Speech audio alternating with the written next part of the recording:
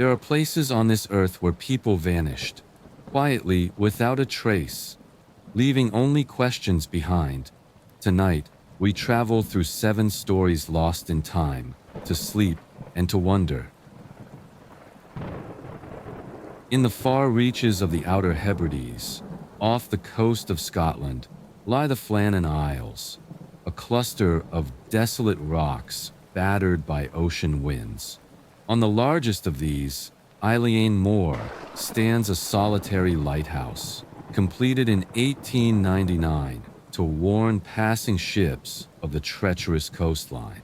But just 1 year after its construction, something inexplicable occurred: the disappearance of 3 lighthouse keepers. The event happened in December 1900. A relief ship arrived after a stormy stretch, bringing supplies and the next shift of workers. As they approached the island, something felt off. The flag was missing. No one came to greet them. Inside the lighthouse, the clocks had stopped. A half-eaten meal sat on the table, and the logs ended abruptly. No signs of struggle, no bodies. The keepers, Thomas Marshall, James Duckett, and Donald MacArthur, were simply gone. The final entries in the logbook described powerful storms, immense tension, and even mentions of fear. One keeper had allegedly been crying, another had gone silent. But on the days these entries were written, no storms were recorded in the area. Official reports later speculated that a rogue wave might have swept them out to sea. Yet this fails to explain the eerie precision with which the place was left, or the psychological unraveling suggested by the logs. Visiting Eilean Moor today is like stepping into a ghost story. The wind howls with a mournful tone, and the gray sea seems to churn with ancient secrets. The lighthouse itself, still standing, automated now, radiates silence. It's the kind of place that presses inward on your thoughts. Time feels slower here. Thoughts become louder. Many have speculated about what really happened. Was it madness? Mutiny? Something more supernatural?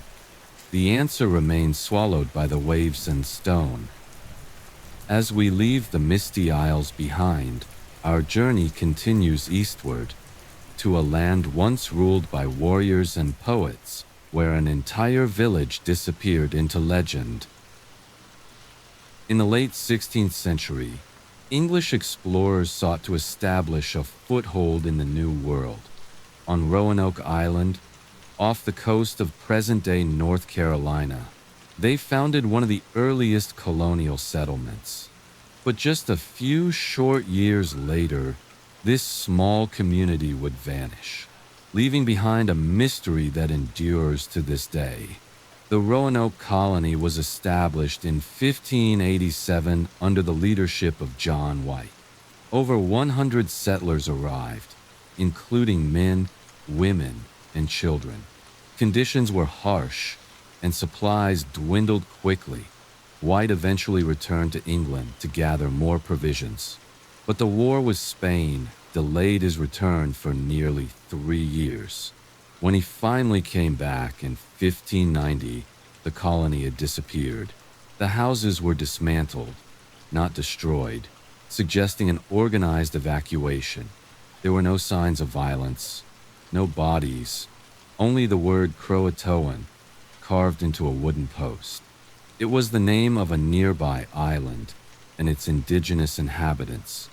But when White searched there, he found no trace of the colonists. Theories have swirled for centuries. Some suggest they assimilated peacefully with Native American tribes. Others believe disease, starvation, or conflict led to their demise. More imaginative versions speak of curses, ancient spirits, or even alien abductions. But the truth remains buried. Roanoke Island today is calm, serene, a place of gentle tides and whispering trees. But for those who know its story, there's an undercurrent of unease. The idea that over 100 people could simply vanish without record or grave haunts the landscape. The mystery of Roanoke taps into a primal fear, the fear of being lost, of being forgotten. It also whispers of resilience and survival, of adaptation, perhaps even transformation. As we drift away from the shores of Roanoke, we head next into the vast and unforgiving desert, where a pilot and her navigator took flight and never returned.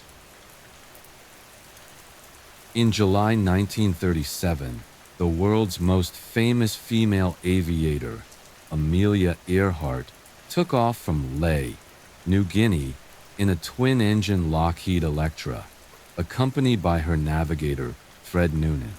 They were attempting the final leg of their historic journey, a circumnavigation of the globe at the equator. Their destination was Howland Island, a speck of land in the vast Pacific Ocean. They never arrived. Earhart's radio transmissions during the final hours were anxious, strained. She couldn't find the island. Her fuel was running low. And then, silence. No distress signal, no crash location, just nothing. The greatest aviation mystery of the 20th century had begun. The U.S. Navy launched one of the largest search efforts in history at the time. Planes scoured the waves. Ships swept the coordinates. But no sign of the aircraft or its occupants was ever found. Over the decades, dozens of theories emerged. Some believe they crashed and sank into the ocean. Others suspect they landed on a nearby island and died waiting for rescue. A few suggest they were captured by the Japanese. There are even claims that Earhart lived under a new identity for years after.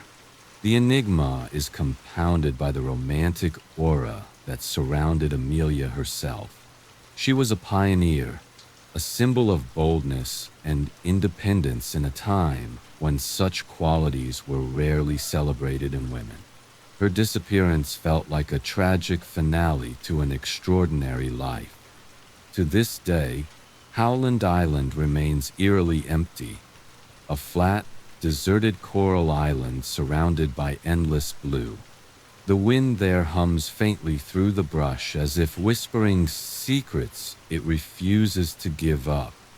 Travelers and researchers who visited often describe a strange pull in the air, a weight of unspoken history. Amelia's story isn't just about loss.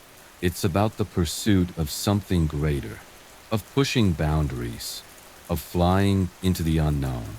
But perhaps most haunting is the thought of her final moments, searching the sky for something solid, something safe, and finding only open sea.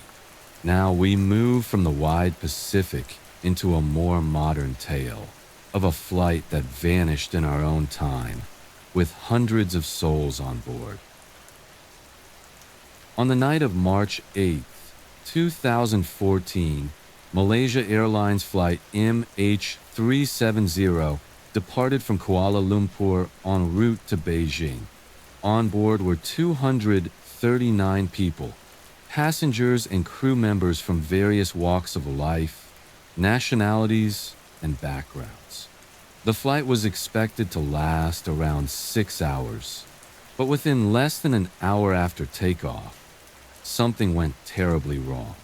At 1:19 a.m., the final voice communication from the cockpit came through to Malaysian Air Traffic Control. Good night, Malaysian 370. Moments later, the aircraft's transponder, its digital beacon, was turned off. Military radar later showed the plane had deviated sharply from its course, turning westward over the Malay Peninsula, then out across the Andaman Sea. What followed was a disappearance that baffles investigators to this day. The Boeing 777 simply vanished from civilian radar. For days, then weeks, then months, search teams combed thousands of square kilometers across the Indian Ocean. Satellite handshakes between the aircraft and Inmarsat systems helped narrow down a search area known as the Southern Corridor. But even with advanced underwater technology, only scattered pieces of wreckage, like a flaperon found on Reunion Island, were eventually recovered. The official investigation concluded the plane ended its journey somewhere in the southern Indian Ocean, west of Australia. Yet how and why it got there is still unknown. Was it mechanical failure, hijacking, pilot action? Theories are many and often controversial. For the families of those on board, the years have been long and filled with sorrow. The absence of concrete answers has only deepened their grief. There's something especially painful about not knowing, about the void where certainty should be. MH370 became more than just a tragedy.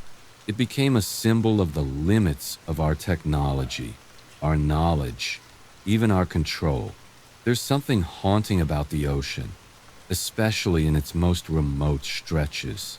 The sense that it can swallow even a massive airliner whole, leaving behind little more than echoes. That perhaps some mysteries are meant to stay submerged.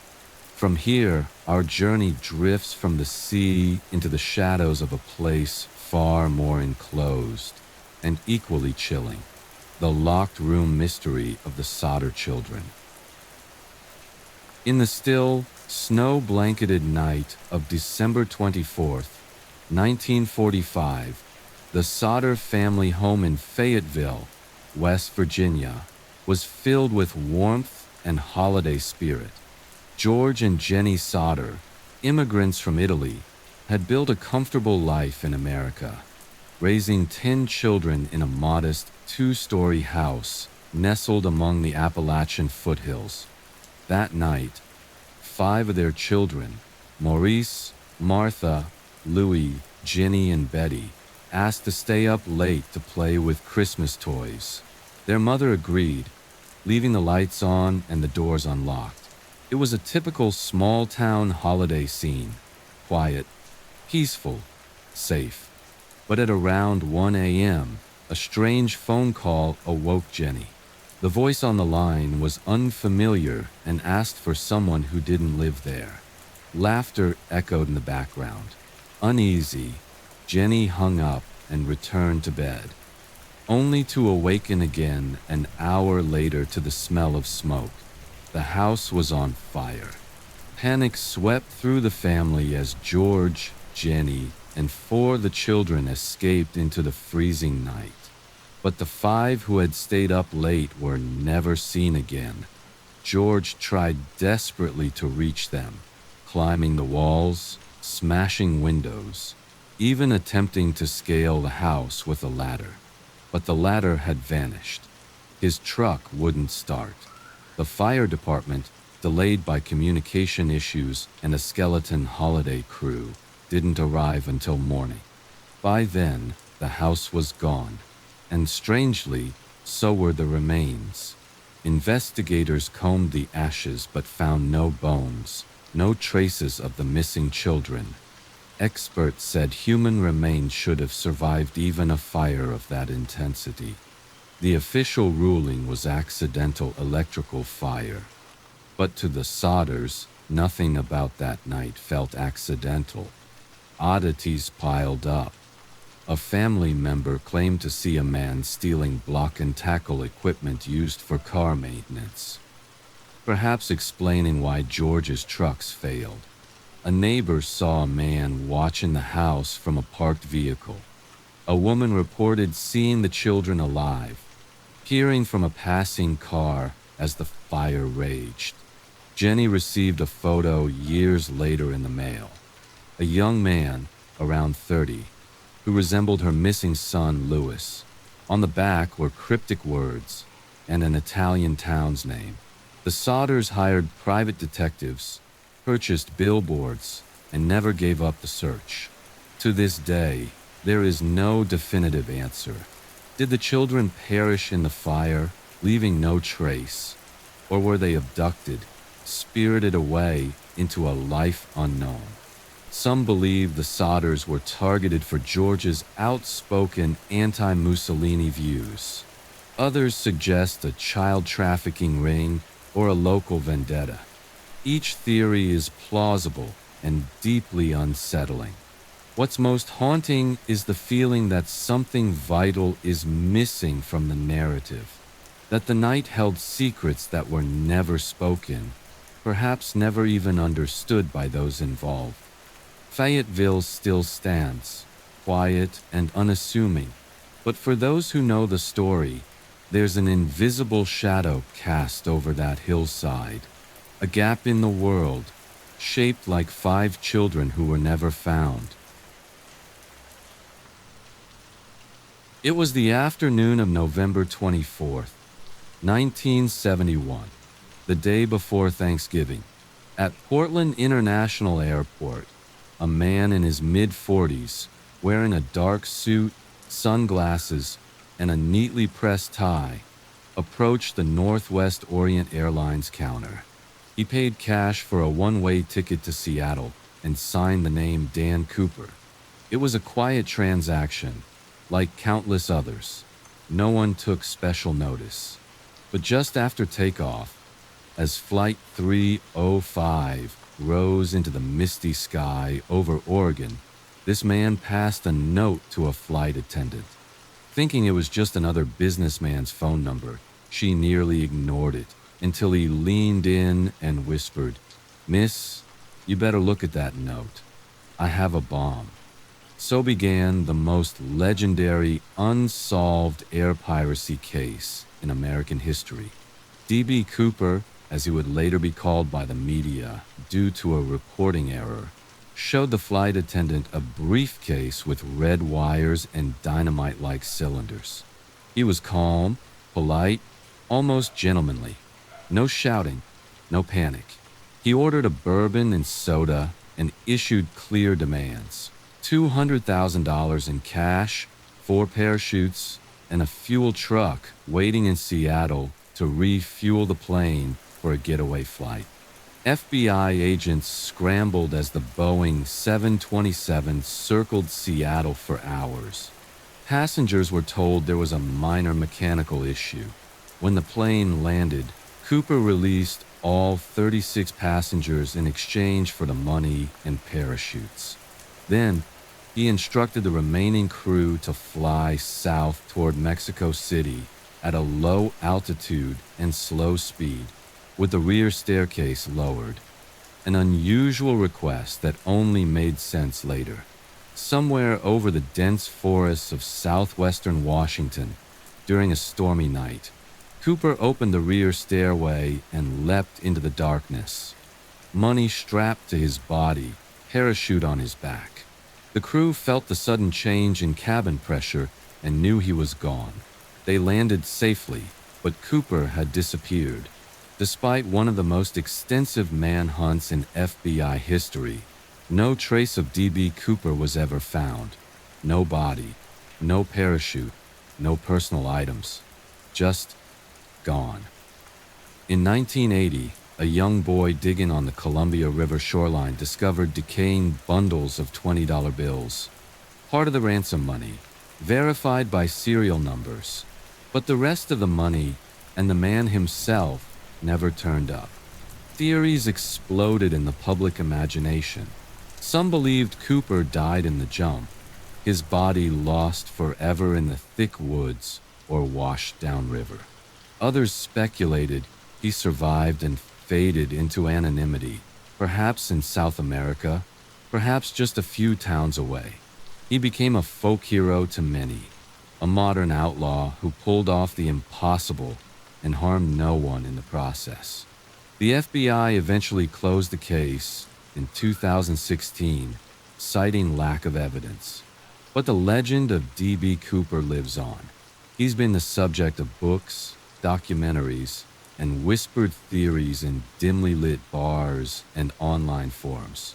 Was he a former paratrooper, a disgruntled airline employee, a ghost-like figure from some alternate world where rules bend and vanish?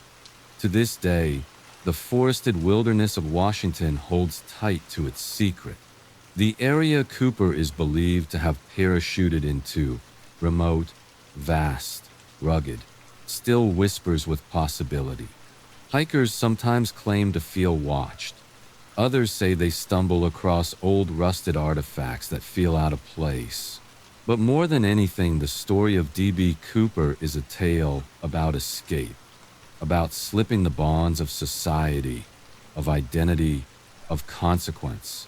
In a world obsessed with surveillance and control, he represents the last true mystery man, the one who vanished, not with fear or failure, but with intention. And now, we glide from the cold air of the Northwest into the humid tension of a city in mourning, where a small boy's absence left a permanent scar on the heart of New York.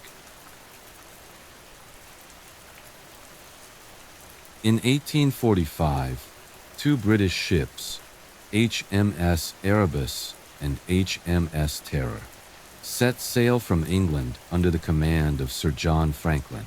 Their mission was as noble as it was treacherous: to navigate and chart the Northwest Passage, a sea route threading through the frozen Arctic above Canada. With 129 men, years' worth of provisions, and the most advanced equipment of the time, the expedition was a testament to human ambition. And then, nothing. Years passed. No word arrived. The sea swallowed them whole.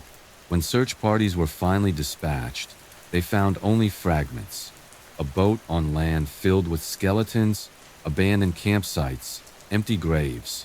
A note recovered in 1859 told part of the story. The ships had become trapped in thick sea ice near King William Island. For over a year, the men endured the endless polar night, frostbite, starvation. In April 1848, they finally abandoned the vessels and tried to trek south on foot. None survived, but it was the Inuit stories that truly chilled the blood. They spoke of pale men, thin and desperate, dragging lifeboats across the ice, of camps littered with bones, some broken, as if for marrow. For decades, the British government dismissed these tales, but modern investigations using forensic science confirmed it. Many of the crew died of cold, hunger, lead poisoning, and some were likely driven to cannibalism. In recent years, the wrecks of Erebus and Terra were discovered beneath the Arctic waters, hauntingly well preserved, locked in ice, silent, waiting. Visiting the site today, one feels an overwhelming stillness. The Arctic holds memory differently, like a frozen breath that never thaws. The landscape is beautiful, but cruel. Winds howl over the snow like forgotten voices. The ice groans, and in that quiet, you sense them. The final march of men who stepped off the edge of the world into nothing. The Franklin expedition reminds us how thin the line is between bravery and doom, that some mysteries lie beneath not just ice, but time itself, preserved forever, unreachable, unresolved.